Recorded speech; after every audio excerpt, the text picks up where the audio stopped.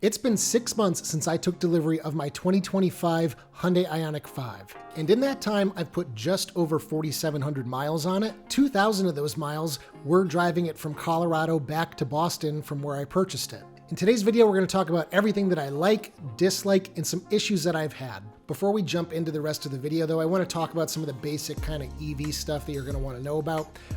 Overall, over these 4,700 miles, my efficiency has been 2.6 miles per kilowatt hour, which is not great. That's because I did a lot of driving during the winter time with worse efficiency than I have summertime with better efficiency. With warmer weather and highway driving at around 70-75 miles per hour, I'm seeing about 3.2, 3.3 miles per kilowatt hour. So as summer continues, that overall average number should start going back up. And with that efficiency for a highway road trip, I can do about 250 miles from 100% down to about 0. So that means if I were going to stop and charge back up to 80%, from 80% back down to 0, I'd have about 180 miles of range. And in my opinion, this is completely adequate. In regard to charging, I've had no issues with charging at high power chargers. I mentioned that specifically because it's something we'll talk about later in this video. I've had issues with Tesla superchargers, but all the big names like Ioniq, Mercedes-Benz, EVgo, Electrify America, Apple Green, I've had good experiences charging on their networks. This car will charge at about 265 kilowatts at the high end, and that holds until pretty deep in the charging session. So I have been able to verify that about 20 minutes from 10 to 80%. I did do a charging video. I will leave a link to that in the description below if you're interested. So now let's get to my likes. For those of you who are new to my channel, you might not know that I previously owned a 2022 Hyundai Ioniq 5, which was the first version of the car in the United States. The 2025 features a ton of improvements versus that 2022, so that's kind of where my mindset is comparing it to my previous Ioniq 5. My first like is going to be that the brake lights work much better than even in my 2024 Ioniq 6 or my old 2022 Ioniq 5. The reason I say this is in those two cars, if you're just kind of coasting down a slight incline, it lights up the brake lights, and it's so annoying. With the 2025, now you can be going down a slight hill, even losing some speed, and the brake lights don't come on. It doesn't annoy everybody around you. Just a huge improvement. And something that's really cool that I really wish they would implement on the older cars is that the little model of the Ioniq 5 in the driver display will actually show you what the brake lights are doing on the actual car. So that's really neat. I am loving wireless CarPlay. This is a huge quality of life improvement, especially when you pair that with digital key too. You don't have to carry a key fob. You can just walk up to the car with your phone, assuming it's a newer phone that has UWB or ultra wideband technology built in, and you can just get in the car, start it, your phone connects to CarPlay or Android Auto automatically, and you're on your way without plugging in a single cord. Both have worked quite reliably since I took delivery. Next up is going to be the bigger 84 kilowatt hour battery pack compared to the 77.4 in my old Ioniq 5. This gives me about 20 to 30 miles of extra range, and it is very welcomed. So although you're not seeing groundbreaking range improvements, it's definitely helpful, especially in the wintertime. I'm also really enjoying the new firmer suspension that they tweaked for the 2025 model year. Those of you who drive an older Ioniq 5, you'll know that it's kind of on the softer, kind of floatier side of things. And personally, I prefer a little bit more of a firm suspension. I really like the suspension in my Ioniq 6, which is definitely more in line with what the new Ioniq 5 is offering. So that's a big improvement for me. I am really loving the panoramic glass roof that comes on the Ioniq 5 Limited. That is the top trim here in the US. It's called other versions in other markets, but here it is reserved for the Limited trim, and I love it. Especially when you put the seat back, you stare up out at the sky. It's so cool. And as a bald person by choice, I do appreciate too that you do have the ability to close it so you're not getting that sun cooking your scalp. A couple things I'm really liking related to climate control is ventilated seats as well as the 2-stage heated steering wheel. Now, my old Ioniq 5 had a heated steering wheel, but it wasn't 2-stage. It was either on or off. And after about 5 minutes or so, it really cooks your hands. So I really appreciate now that they're offering to be able to turn that down just a little bit, still keep your hands warm, but not completely bake them.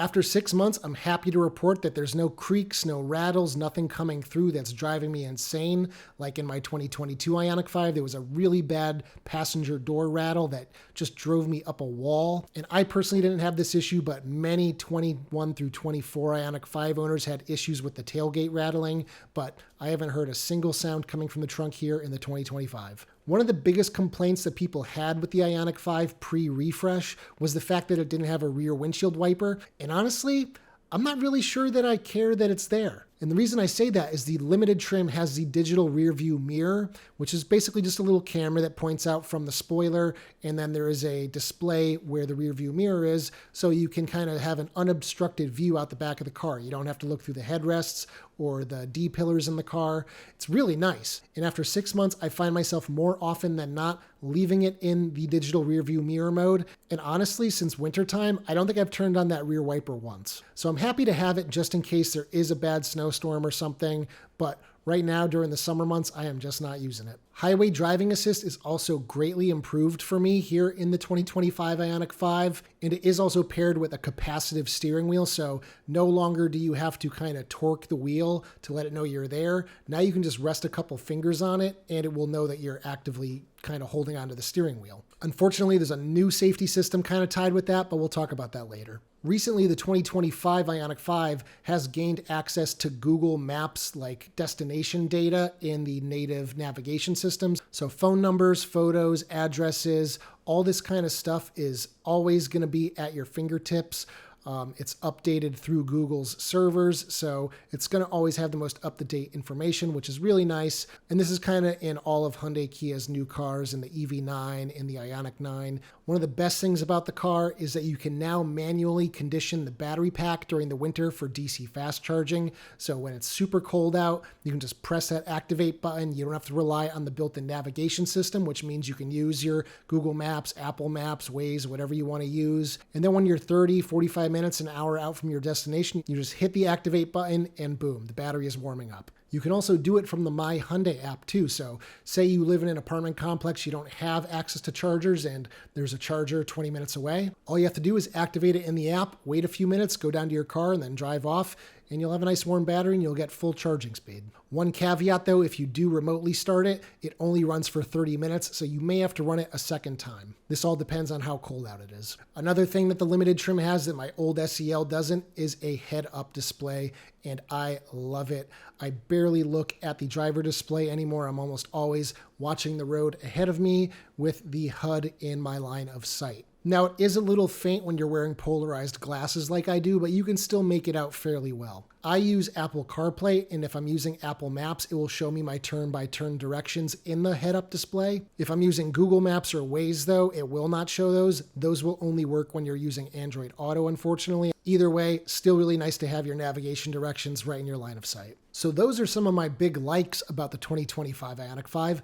Let's switch to dislikes. So the first thing, the wireless charging pad in the car sucks. And because of this, I designed and 3D print an aftermarket MagSafe wireless charging pad adapter for iPhone. I sell it with a new Gen 2 MagSafe charging puck, which with iPhone 16 and newer will output 25 watts. For iPhone 15 and older, it will charge at a maximum of 15 watts. And you can supply your own Gen 1 or Gen 2 MagSafe charging puck if you have one laying around. But in my testing, this charging pad will keep your phone roughly 10 degrees cooler over an hour's time versus the standard charging pad. And this is going to lead to much fewer overheating situations with your phone, especially if you're using wireless CarPlay and navigating at the same time. But your results may vary if you have sun beaming through the windshield directly onto the charging pad versus if the sun is behind the car and the phone is in the shade. It's going to take longer for it to eventually overheat, which is almost inevitable when using wireless CarPlay. If you're going on a road trip, I still recommend you just plug in your phone to charge, but for quick jaunts around town,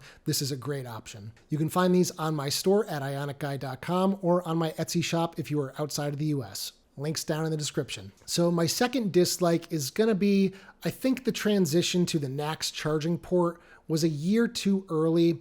I think they could have done it for the 2026 or 2027 model year, and it would be fine. I'm still finding that most chargers that I go to are almost always CCS versus NACS. But NACS stations are becoming very prevalent outside of the Tesla supercharger network. Every Ioniq station has some number of NACS-equipped chargers. Electrify America is testing some sites with NACS handles, and I do expect they are going to start installing them on most stations. And of course, Tesla superchargers are already everywhere across the country. Because superchargers are designed for Tesla vehicles, they do charge an Ioniq 5 much slower, about 32 minutes versus 20 minutes at, say, an Electrify America or an EVgo station. So there is a time penalty, but convenience does count for something. So, for example, a couple weeks ago, I was on a trip for a wedding, and the hotel we were staying at was right next to a bank of Tesla superchargers. Beyond that, the next closest DC fast charger was about 15-20 minutes away.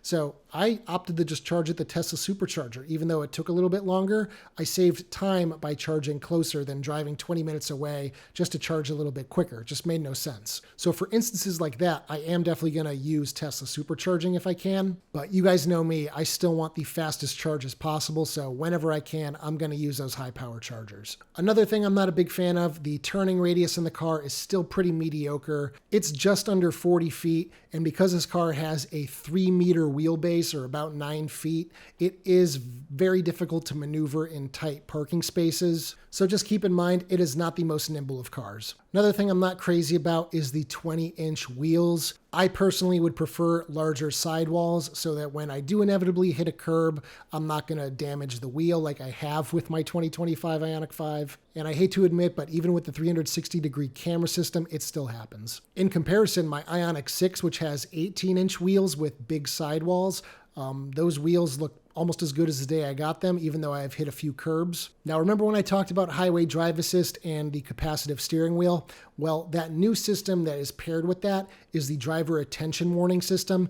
Basically, it's an infrared camera that looks at your face, watches where your eyes are pointing, and will eventually disable highway driving assist if it determines that you are not paying attention. I've made a video about this and Hyundai acknowledges it. If you're wearing a certain type of glasses or sunglasses, the system cannot see your eyes and it will scream at you, give all sorts of warnings, and basically disable highway drive assist whenever you try to use it. It's a huge shortcoming of this car, and a lot of people are really pissed off about it, and I don't blame them. Some people have prescription glasses that cost hundreds and hundreds of dollars, and to tell them, oh, sorry, you're going to have to figure out a new set of glasses or something to work with our safety system, it's totally unacceptable. But I will say, with my prescription Ray-Ban sunglasses that are polarized, I don't get any false warnings, so it's working perfectly fine for me. I don't get any yelling by the system, but for a lot of people, it is a problem. My last big dislike is going to be the parking sensors on the car. That was one of my biggest complaints with the old Ioniq 5. You can be sitting in bumper-to-bumper traffic, and depending on what car is in front of you, most of the time it seems to be Ford.